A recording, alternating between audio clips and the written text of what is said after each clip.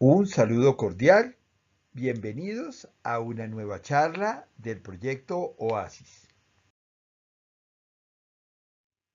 En esta ocasión hablaremos de autoestima, fundamento de la vida. Yo soy Mauricio Salgado Castilla, un orgulloso padre de 4 maravillosos hijos. De profesión ingeniero eléctrico, pero de vocación educador, y desde hace 20 años estoy dedicado a investigar sobre cómo aplicar los desarrollos de la neurociencia a la educación. Quiero, en esta ocasión, empezar hablando de grandes obras de la ingeniería. Cuando uno aprecia las pirámides en Egipto y le dicen a uno que tienen 5.000 años, siempre se pregunta cómo fueron construidas, cómo han sobrevivido a toda clase de inclemencias. 5.000 años. Cuando se habla de la muralla china, que todavía, como podemos apreciar, está en un excelente estado, después de miles de años, vuelve uno a preguntar lo mismo: ¿cómo es la estructura que configura esta muralla para que no se haya derrumbado a través del tiempo? Lo mismo podemos pensar de obras como el Coliseo romano, que ya lleva más de 2000 años de construido. Pero cuando venimos tiempos más cercanos y recordamos las tristes Torres Gemelas de Nueva York y recordamos lo que les pasó, un gran impacto las destruyó totalmente a pesar de su sólida estructura hasta el momento. Vamos a apreciar el edificio Empire State en llamas. En 1945, un bombardero B-25 se estrelló de manera similar como los aviones que atacaron a las Torres Gemelas. La gran diferencia fue que la estructura del Empire State de Nueva York sobrevivió al fuego y a la destrucción que hubo. Hoy en día sigue siendo un verdadero icono de los rascacielos. Es un verdadero icono de la ciudad de Nueva York. Su estructura resistió. Pero tristemente, esta es una fotografía del edificio Space de Medellín. Supuestamente una gran obra de ingeniería que literalmente se derrumbó. Cayó sobre jardines preciosos, llevándose la vida de personas por delante, sus bienes, en un edificio que parecía perfecto. O recientemente, en Bogotá, adelante de la avenida 100 con la carrera 11, un puente que ni siquiera se había inaugurado también falló en su estructura. Entonces encontramos que la gran diferencia entre las pirámides en Egipto y un edificio como el Space radica en que no falló el exterior, sino el interior. Realmente falló lo que no se ve fácilmente. Cuando empezamos a pensar en los humanos, vemos que hoy en día, gracias a la tecnología, tenemos muchas formas de ver el interior. Ya llevamos más de 100 años donde si alguien tiene un problema, una fractura en cualquier parte del esqueleto, fácilmente los médicos pueden saber lo que le está pasando y ayudar a remediar. Más aún, en problemas cerebrales hoy en día, y a los computadores, podemos saber exactamente qué zona del cerebro está afectada. Y en muchos casos, su recuperación es total como si hubiera sido un hueso partido. Pero entonces, ¿por qué empieza uno con niños entusiastas, sonrientes? Los años empieza uno a apreciar estos jóvenes tomando licor,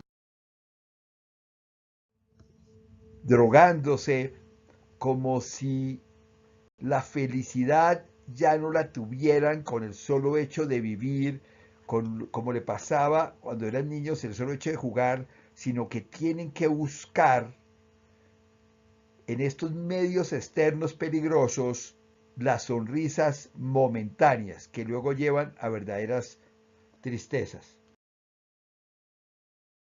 ¿Qué puede uno pensar de este joven sentado en una calle al lado de un graffiti, evidentemente con un cigarrillo en la mano, que evidentemente uno podría pensar que él no está bien? Cuando hablan de los niveles de depresión, de ansiedad y desespero de los jóvenes, siempre digo yo, ¿por qué no tenemos una radiografía o un escáner para ver lo que realmente les sucede?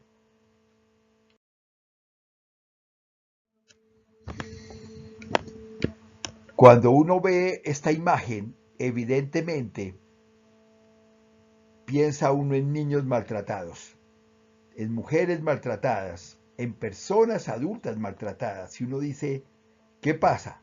¿Por qué es tan difícil entender esto? ¿Por qué es como tratar a veces de entender por qué se cae un edificio? Hay que hacer muchísimos estudios para realmente entender qué fue. Lo que sí sabemos es que lo que vemos exteriormente no es lo que falló. Situaciones tan comunes como el matoneo, se pregunta uno qué afectan. A no ser que sea un maltrato físico, realmente no se afectan los huesos, a veces la misma estructura del cerebro no se afecta, pero entonces, ¿qué se afecta? Hay una parte, hay un componente secreto en cada uno de nosotros que es lo que se afecta, ya sea positiva o negativamente. Y tomando las palabras de este filósofo, más interesante que lo que la gente dice es su pensamiento secreto. Y esto es lo que importa conocer. Pero nosotros como papás, ¿cómo sabemos, cómo podemos descubrir ese pensamiento secreto, eso que hay detrás, a veces de caritas de tristeza, a veces de llanto, a veces de desesperación?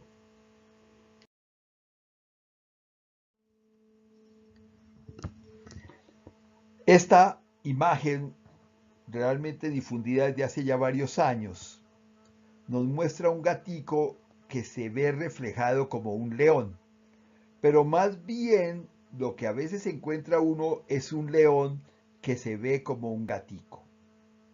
Encuentra uno niñas muy flacas que se ven gordas. Encuentran niños brillantes que se sienten brutos. Encuentran personas que tienen todo para ser felices, totalmente desdichados. ¿Cuál es la imagen que ellos tienen de sí mismos? En muchas ocasiones, nosotros los papás, tratamos de animarlos, tratamos de decirle que todo está bien, que él es capaz, que es una tontería, que él es una maravilla, pero aún así, él simplemente dice, no puedo, él es más inteligente, yo soy bruto, no voy a poder hacer nada.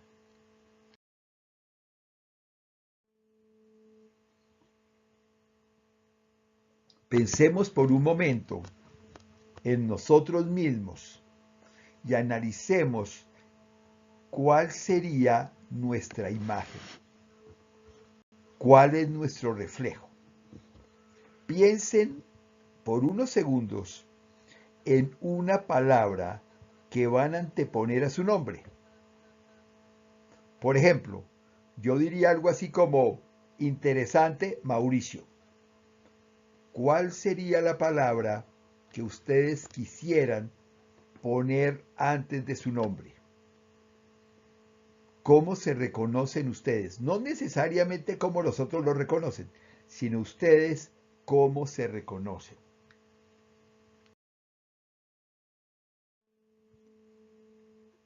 Tomo esta imagen como para tratar de introducir el tema de la autoestima.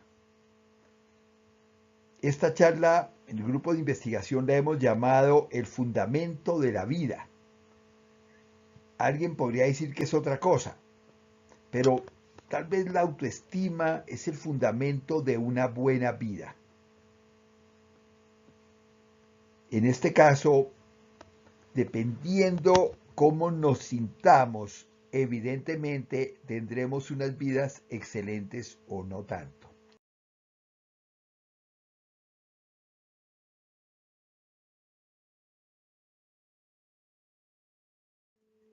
Quiero tomar esta imagen de un gran iceberg. Si ven el pequeño barquito, como al nivel de donde sale el iceberg, mirando que el iceberg está inmerso en un gran mar de autoestima.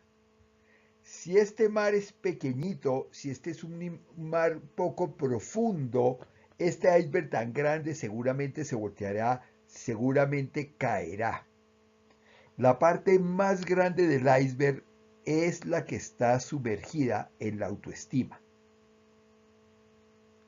Lo más profundo, lo que no vemos, lo que no podemos tocar fácilmente, es todo lo que tiene que ver con los valores de una persona, todo lo que tendría que ver con su desarrollo emocional.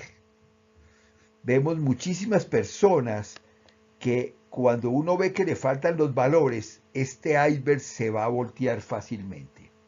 Encima de estos valores, de este desarrollo emocional, encontramos todas las actitudes y todos los estilos de comunicación y aprendizaje. Actitudes también está sumergido. Por ejemplo, muchas veces, ya lo he comentado en alguna otra charla, que a veces uno se encuentra a una persona y uno le dice, tú serás muy inteligente, pero con esa actitud que tienes no creo que llegues a ninguna parte. Es más, en toda mi carrera profesional de más de 40 años, nunca he conocido a alguien que lo hayan retirado de una empresa por problemas intelectuales. Normalmente las personas cuando le piden que se retire de una empresa son por actitudes.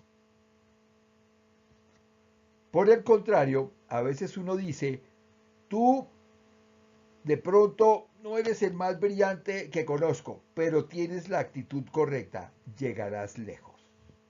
Estos dos factores, tanto las actitudes como los valores, están por debajo de la línea del barco. ¿Eso qué quiere decir? Que son difíciles de detectar. Cuando yo conozco una persona, no me queda tan fácil determinar realmente cuál es su actitud, cuáles son sus valores, cuál es su estilo natural de interactuar, comunicarse y aprender, o cómo es su desarrollo emocional, cómo es su regulación emocional.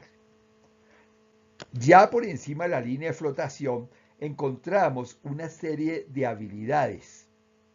Por ejemplo, la sexualidad. Antes de que cualquiera de nosotros tenga nombre, lo primero que dice el médico que recibe un bebecito es niña o es niño. Lo primero que se dice, antes de siquiera saber cómo se va a llamar. Esta condición va a acompañarnos toda la vida. Del ejercicio de la sexualidad se tienen los momentos más placenteros y exquisitos de la vida o los más tristes de la vida. La forma como las personas toman las decisiones definen también la vida. Eso es una habilidad que se puede volver una competencia para una buena vida. Las formas de procesar el conocimiento. Ya hemos comentado en algunas otras charlas, pongamos de las personas que tienen procesos estructurados y procesos divergentes. los que quieran pueden explorar un poco más en las otras charlas del proyecto Oasis.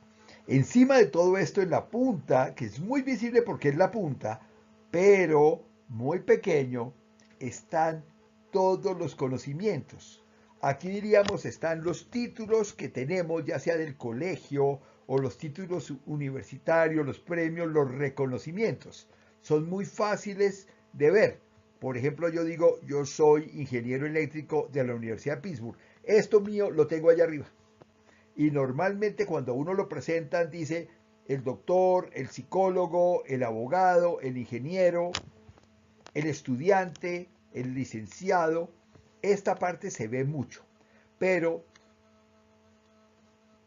yo reconozco muchísimo el conocimiento y el trabajo que hacen los estudiosos, pero digámoslo claramente, si este pedazo del iceberg se corta por la línea naranja, si quitamos este pedazo, realmente el iceberg no tiene problemas de flotación ni se volteará.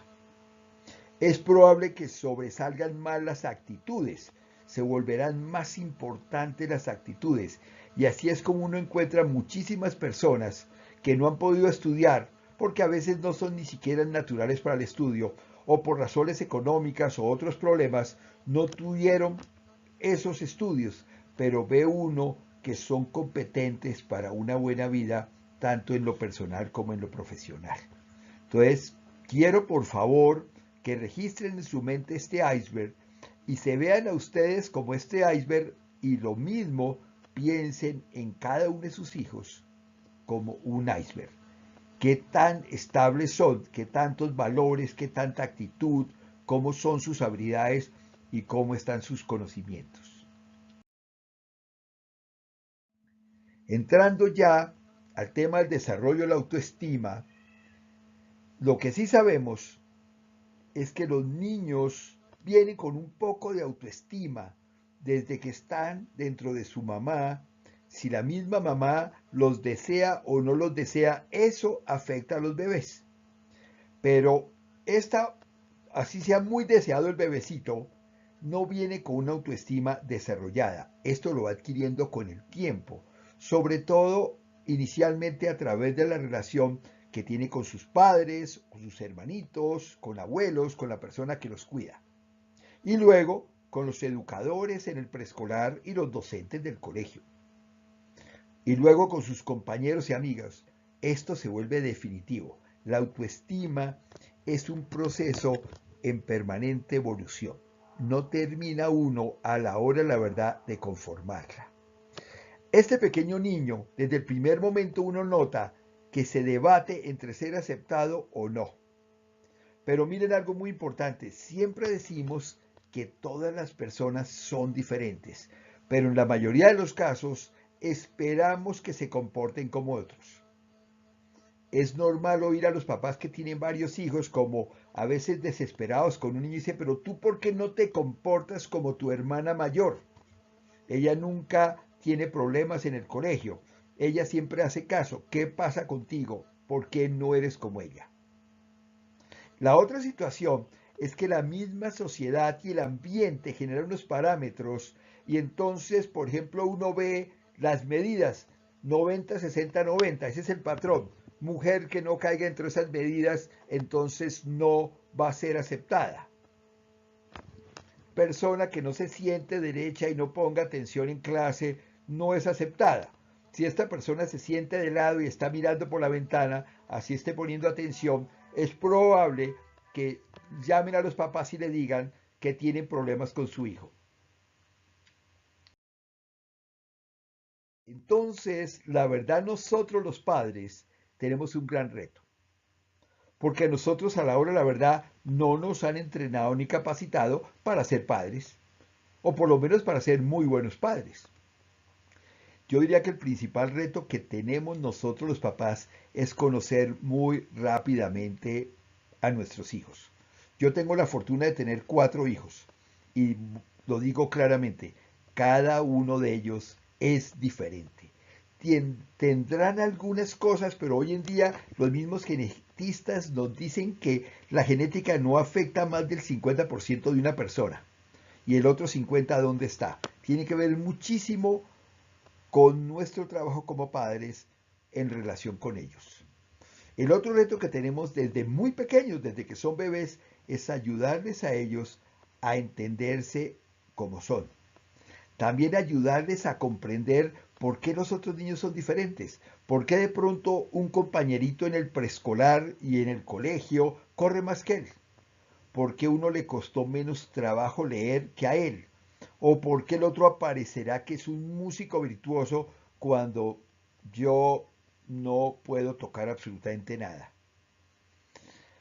Entonces, no solamente es conocer el niño, ayudarle a que se entienda a él, ayudarle a comprender los otros, sino ayudarle a balancear sus habilidades. No es suficiente con que yo sea un matemático natural.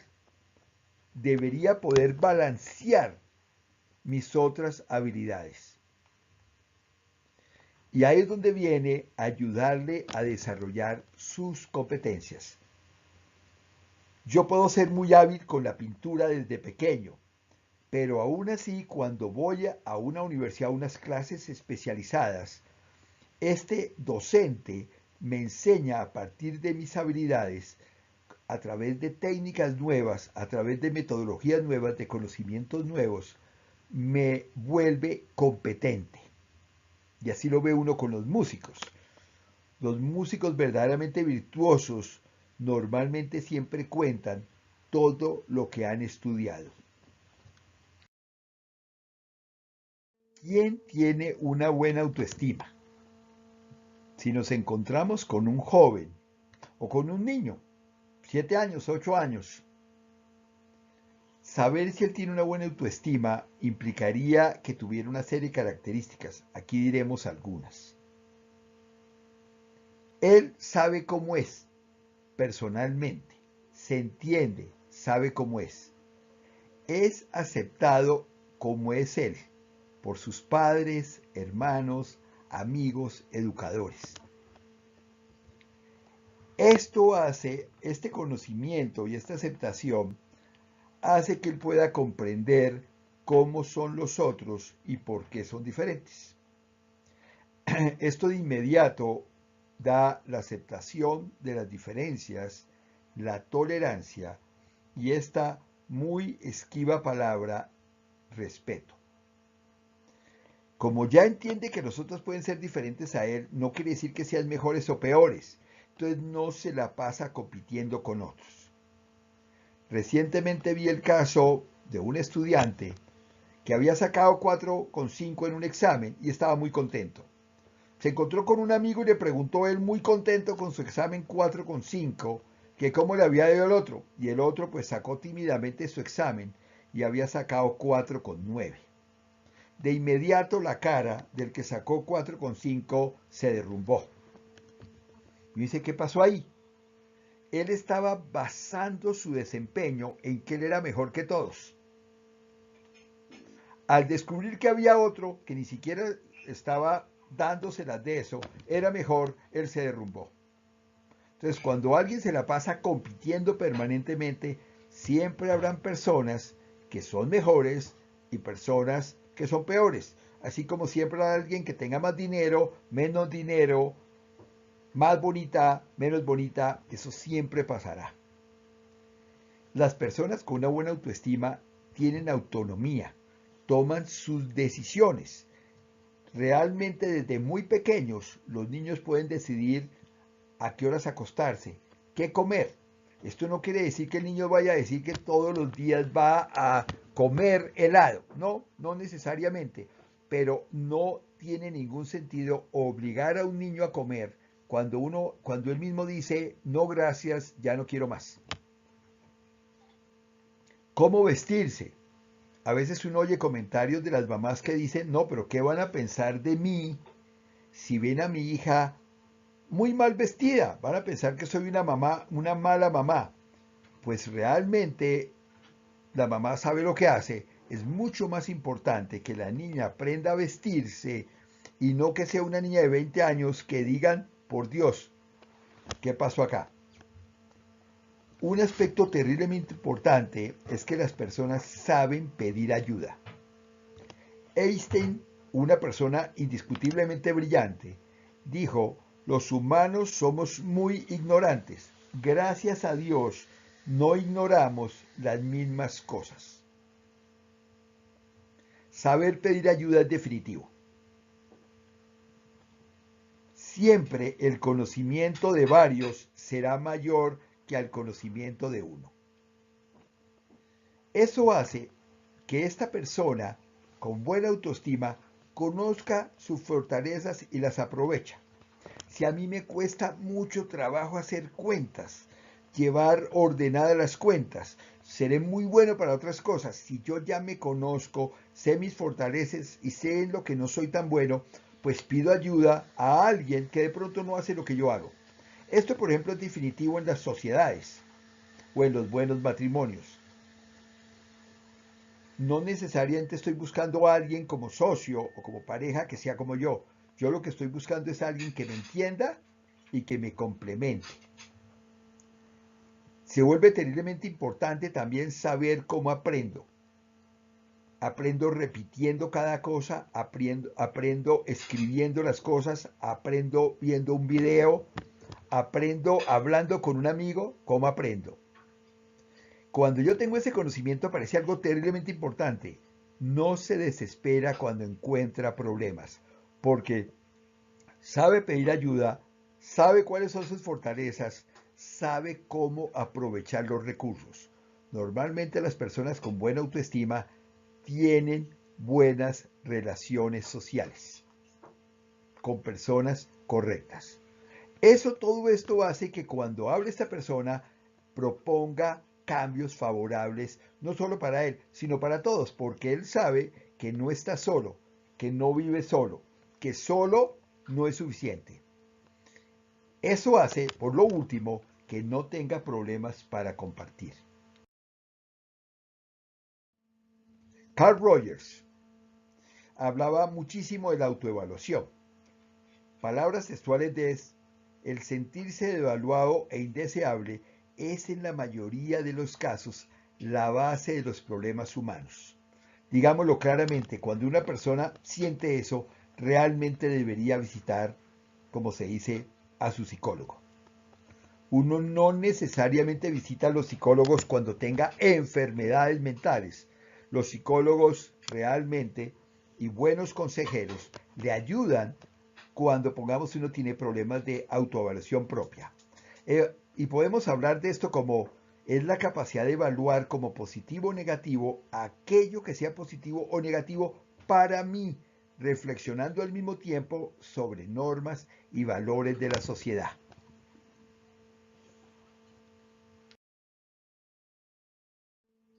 La autoaceptación o sentido de pertenencia. Aquí tomamos las palabras de Rodríguez, que él dice, la actitud del individuo hacia sí mismo y el aprecio por su propio valer juega un papel de primer orden en el proceso creador. O sea, es definitivo en que yo me acepte. La aceptación es admitir y reconocer todas las partes de mí mismo como un hecho, como la forma de ser y sentir. Reconozco mi cuerpo como mío, no estoy deseando el cuerpo de otra persona, no estoy deseando la mente de Einstein, no estoy deseando, mejor dicho, me acepto como soy y a partir de eso es que construyo mi vida, no a partir de lo que no tengo. El autorrespeto. Una gran frase de Elkins es que la autoestima es un silencioso respeto por uno mismo.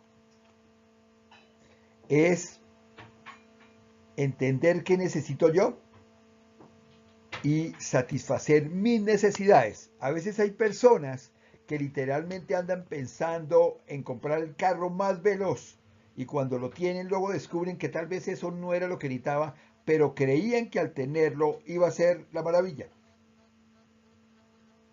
Entonces es muy importante conocer nuestros propios valores y conocer nuestros propios sentimientos, emociones, sin andar pensando en culparnos permanentemente por no ser como simplemente no somos.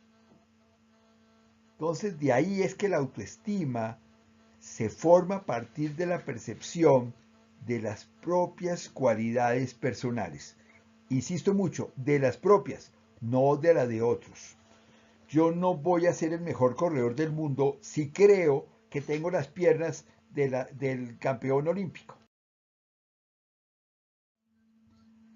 Quiero hacer énfasis muy importante en cuando se habla de autoestima en la adolescencia. La autoestima se empieza a desarrollar desde antes de que el bebecito nazca. Yo ya decía, si el bebecito no fue apreciado desde que su mamá lo tiene, va a ser muy difícil que él a través de su vida tenga una buena autoestima. A veces uno oye que la juventud es un desastre, que no saben qué hacer con los hijos jóvenes, que no se pueden comunicar, que se vuelven verdaderos problemas. La verdad es que si el niño no tiene una autoestima buena para niño, es muy difícil que cuando sea joven la tenga. Los niños, la autoestima es una estructura, acordémonos de las imágenes de los edificios.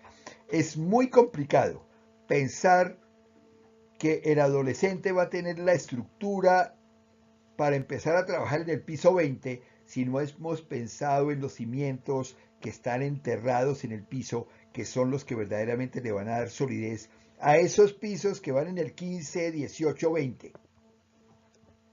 Desde antes de nacer, desde el momento de nacer, desde su primer paso, desde su primer color, tenemos que trabajar en su autoestima. El acompañamiento, el apoyo es definitivo. Eso es definitivo que lo tengamos claro tanto los papás como todos los educadores que están cerca de nuestros hijos. ¿Cómo podemos trabajar la cimentación de la autoestima? Es definitivo que lo hagamos desde pequeños. Las malas relaciones, las malas decisiones tienen que ver muchísimo con mala autoestima. Reforzar lo positivo. Tenemos una tremenda tendencia a buscar lo malo, lo negativo. A veces uno ve personas que antes de corregir un trabajo de un niño dicen, no, es que yo primero corrijo la ortografía y luego sí veo lo que él quiere decir. Yo, perdón, esa actitud es buscar lo malo cuando le estaban preguntando era qué siente, cómo piensa, de qué tiene miedo. No corrijamos la ortografía de por sí. Tratemos de buscar lo que el niño quiso expresar. He oído a través de la vida tantos profesores que dicen yo primero corrijo la ortografía y rebajo una décima por cada error y de ahí empiezo a corregir lo otro. Conclusión, hay personas que antes de siquiera haberle leído su trabajo ya van perdiendo. Darle en todo momento la oportunidad de que el niño exprese sus cualidades, cualquiera que sea. Y eso implica escucharlos de una manera cálida y activa, sin distracciones. No tiene que ser mucho tiempo, estamos en una vida que nos exige muchos otros trabajos, sobre todo a los papás, pero es muy importante que los niños se sientan escuchados, verdaderamente conectados. Y algo terriblemente importante, aceptación incondicional. Solo por ser el hecho de mi hijo, yo lo acepto. No quiero otro hijo, es mi hijo. Y de ahí que cuando yo lo vaya a retroalimentar, sea con informaciones positivas. Evitar terriblemente elogios ambiguos, como, ya casi eres como tu hermano. Si sigue así, seguramente llegarás lejos. Y otra vez que ya había comentado desde niños, dale la oportunidad de que sea su espacio y de su autonomía y su libertad. Yo confío en ti, yo sé que tú eres responsable. Puedes ser joven, puedes ser niño, pero yo creo en ti. Sobre todo, evitar reprimendas en público. A veces nos desesperamos porque cometen un error y entonces nos sentimos, nos están mirando a nosotros, somos malos papás, entonces los regañamos delante de todo el mundo. Perdón, es lo peor que hay. Ahí tenemos problemas de nuestra autoestima. Nosotros somos buenos papás, no tenemos que estar buscando que los otros, ya sean mis papás, mis tíos, mis hermanos me estén validando si soy bueno o malo. Y algo que ayuda muchísimo a la autoestima y al desarrollo emocional es ayudar a otras personas a hacer obras. A un compañero que tiene problemas, a un hermano que tiene la necesidad de una ayuda, a una persona en el edificio en que vivimos. Siempre hay alguien por el cual yo pueda hacer algo. ¿Cómo podemos trabajar la cimentación de la autoestima? Es definitivo que lo hagamos desde pequeños. Las malas relaciones, las malas decisiones tienen que ver muchísimo con mala autoestima. Reforzar lo positivo. Tenemos una tremenda tendencia a buscar lo malo, lo negativo. A veces uno ve personas que antes de corregir un trabajo de un niño dicen, no, es que yo primero corrijo la ortografía y luego sí veo lo que él quiere decir. Digo, perdón, esa actitud es buscar lo malo cuando le estaban preguntando era qué siente, cómo piensa, de qué tiene miedo. No corrijamos la ortografía de por sí. Tratemos de buscar lo que el niño quiso expresar. He oído a través de la vida tantos profesores que dicen yo primero corrijo la ortografía y rebajo una décima por cada error y de ahí empiezo a corregir lo otro. Conclusión, hay personas que antes de siquiera haberle leído su trabajo ya van perdiendo. Darle en todo momento la oportunidad de que el niño exprese sus cualidades, cualquiera que sea. Y eso implica escucharlos de una manera cálida y activa, sin distracciones. No tiene que ser mucho tiempo, estamos en una vida que nos exige muchos otros trabajos, sobre todo a los papás, pero es muy importante que los niños se sientan escuchados, verdaderamente conectados. Y algo terriblemente importante, aceptación incondicional. Solo por ser el hecho de mi hijo, yo lo acepto.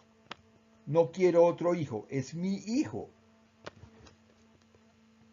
Y de ahí que cuando yo lo vaya a retroalimentar, sea con informaciones positivas. Evitar terriblemente elogios ambiguos, como, ya casi eres como tu hermano. Si sigue así, seguramente llegarás lejos. Y otra vez que ya había comentado desde niños, dale la oportunidad de que sea su espacio y de su autonomía y su libertad. Yo confío en ti, yo sé que tú eres responsable. Puedes ser joven, puedes ser niño, pero yo creo en ti. Sobre todo, evitar reprimendas en público. A veces nos desesperamos porque cometen un error y entonces nos sentimos, nos están mirando a nosotros, somos malos papás, entonces los regañamos delante de todo el mundo. Perdón, es lo peor que hay. Ahí tenemos problemas de nuestra autoestima. Nosotros somos buenos papás, no tenemos que estar buscando que los otros, ya sean mis papás, mis tíos, mis hermanos, me estén validando si soy bueno o malo. Y algo que ayuda muchísimo a la autoestima y al desarrollo emocional es ayudar a otras personas a hacer obras. A un compañero que tiene problemas, a un hermano que tiene la necesidad de una ayuda, a una persona en el edificio en que vivimos. Siempre hay alguien por el cual yo pueda hacer algo. Y ya es muy importante hacer esta reflexión. La generación del sufrimiento y la depresión viene normalmente por andar catalogando mi vida y permanentemente digo yo, si yo hace 5 años hubiera hecho otra cosa, mi vida sería diferente. Es muy fácil vivir la vida si yo conociera el futuro. Entonces no hay razón de que yo ande revisando lo que me pasó antes con mi conocimiento de hoy en día. Es como decirle a alguien, si yo me sé ya todas las tablas de sumar, digo yo, ¿cómo me hubiera ido de bien en primero elemental ahora que me sé las tablas? Es realmente tonto andar haciendo eso. No nos regañemos permanentemente por cosas que ya pasaron. Más bien pensemos qué podemos hacer para que no vuelvan a pasar. Eso sí, ya sabemos. Entonces, por favor, no andemos manteniéndonos en regaño permanente a nosotros mismos diciendo que lo hacemos mal. Sobre las emociones y la misma autoestima, la familia tiene muchísimo que ver. No solo la familia cercana, sino a veces la familia ampliada. A veces se hacen comentarios como, no, pero tú no, ¿por qué no eres como tu primito? Y a veces a medida que se crece, se crean problemas familiares terribles. Y las familias que se siguen viendo cada vez que se ven recuerdan eso. Por favor, es muy fácil perdonar a los otros aún aunque no hayan pedido perdón. El perdón unilateral en la familia es totalmente válido. Simplemente no quiero sufrir más. No me interesa sufrir más. No me importa lo que el otro diga o piense o no haya hecho. Yo soy unilateralmente el que digo, no más, no voy a volver a pensar en eso. Y en la familia, y esto también se puede ampliar a los amigos, socios, pareja, definir la base de relación que yo quiero. Por ejemplo, que sea armoniosa, respetuosa, tolerante. A veces hay situaciones complicadas, situaciones de separación, situaciones de rompimiento con los socios. Si se mantiene un hilo cordial, la base de la cordialidad minimiza los problemas. Nunca sobra decir buenos días, gracias, por favor, ayúdeme, sugiero, considero. No importa lo molesto que esté, siempre debo saludar, siempre debo decir gracias. Eso hace que la otra persona conteste en los mismos tonos. Y si no lo hace, por lo menos digo yo lo estoy haciendo bien. El otro es el que está realmente mal. De ahí que sin importar lo que pase, no deje romper esa base de relación. Oímos permanentemente en los noticieros, oír personas que se disculpan por la forma de tratar a los otros, no necesariamente por lo que dijeron, sino por la forma como lo hicieron. Qué tontería andar viviendo así. Y por último, es algo que casi que he nombrado en muchas de mis charlas. Pensemos por un momento que si yo no vuelvo a ver a mis hijos por cualquier cosa, ¿cuál es el último recuerdo que tienen de mí? ¿Cuál fue la última interacción? ¿Fue un regaño? ¿Fue Y eso me lleva como una lista de cosas que no hacer. No asumir que los niños hacen las cosas mal porque lo quieren así. Los niños y en general las personas hacen las cosas mal porque no saben cómo hacerlas bien. Ningún niño quiere perder las materias. Ningún niño no quiere saber inglés o no saber matemáticas. Simplemente no sabe cómo hacerlo. No creer que los niños dicen mentiras. En cierta conferencia oía una persona que decía, los niños son irresponsables y mentirosos. Eso es lo peor que se puede decir. Las personas que dicen mentiras lo están haciendo por protegerse. Si yo voy a regañar al niño, es absoluto y totalmente correcto que el niño me diga mentiras para que yo no lo regañe y lo maltrate. De ahí viene desterrar, el castigar, el regañar, el criticar, el prohibir.